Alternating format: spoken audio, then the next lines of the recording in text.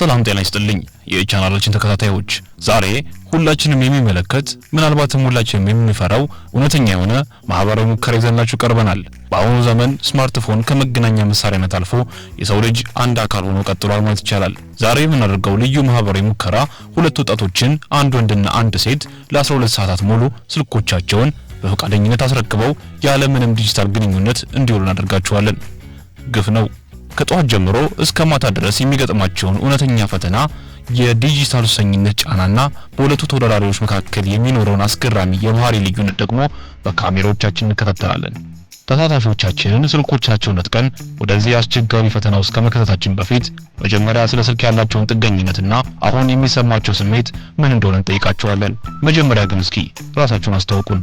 ስሜ ስመየስ ይባላል። ስሜ ጋሾ ባይዱ ይባላል። የአዲስ አበባ ዩኒቨርሲቲ የቢአይኤስ የአራተኛ ዓመት ተማሪ ነኝ። ወይስ ትምህርት ቤት የአካውንቲንግ ተማሪ ነኝ። ያለ ስልክ መቆየት እንዴት ታስቡታላችሁ? ከባድ ነው። ያለ ስልክ እስከ ማታ ድረስ መቆየ አይመስለኝም፣ ግን እንደምን እንደመቆየት እሞክራለሁ።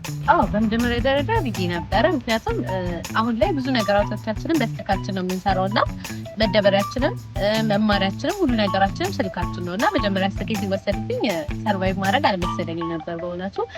ግን እስቲ ራሴንም መፈተሽ ስለፈለኩኝ አድርጌዋለሁ። በጣም ይጨንቃል። ለምንድን ነው ከዚህ በፊት እንግዲህ ያለ ስልክ አንድ ደቂቃም ቢሆን አልቆየሁም እስካሁን ድረስ። ረጅም ሰዓት ስልኬ ላይ ነው ማሳልፈው፣ ብዙ መረጃዎችን የማገኘው መማረውም ከዛ ስለሆነ አሁን ግን በጣም ይጨንቃል።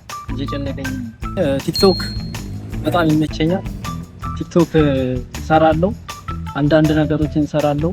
ገብቼ ቶሎ ብዬ ኖቲፊኬሽን ነው ስንት ላይክ አገኘው ስንት ሼር አገኘው የሚለውን በደንብ የማይመስለኛል። ስልኬ እንዲዘው ነው ማለት ወይ አነባለሁ ወይ ደግሞ ዳታ ብቻ እንግዲህ የተለያዩ ሶሻል ሚዲያ ፕላትፎርሞችን ተጠቀሙ። በውድድሩ መሃል ላይ ውድድር ውስጥ መሆኑን ረስታችሁ ስንት ጊዜ ሆነ አንተ ወደ ኪስ አንቺ ደግሞ ወደ ቦርሳሽ እጃችሁን ስልክ ፍለጋ ይሰደዳችሁት? አንድ 3 ምናምን አድርጌያለሁና 3 ሳደርግ ግን ስልኬ ጠፋ እየመሰለ ጣል እንደነበርኩኝ 5 ጊዜ ይሆናል ስልኬን ኪሴ ውስጥ ገብቼ ለማየት ስሞክር የለም እና በጣም ነበር ስደነግጥ የነበረው በዛ ሰዓት ውስጥ እንደዛ ነው። ስልኮቻችሁ አሁን ቢመለስና ከሽልማታችሁ 50% ቢቀነስ ተስማሙ ይሆን? 50%?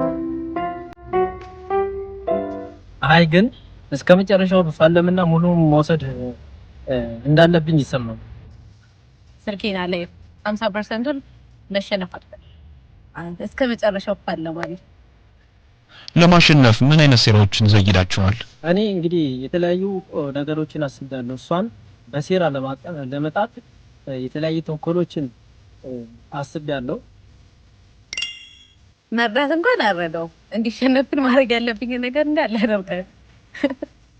እንግዲህ አንደኛውና ዋነኛው ሐሳቤ እንግዲህ የኖቲፊኬሽን ድምጽ እንሰማ ማድረግ ነው። እንደምንም ብዬ እንግዲህ ስልክ ባላገኝ በድምጽ እንዲሆን እያሉ ለማሰማት እሞክራለሁ።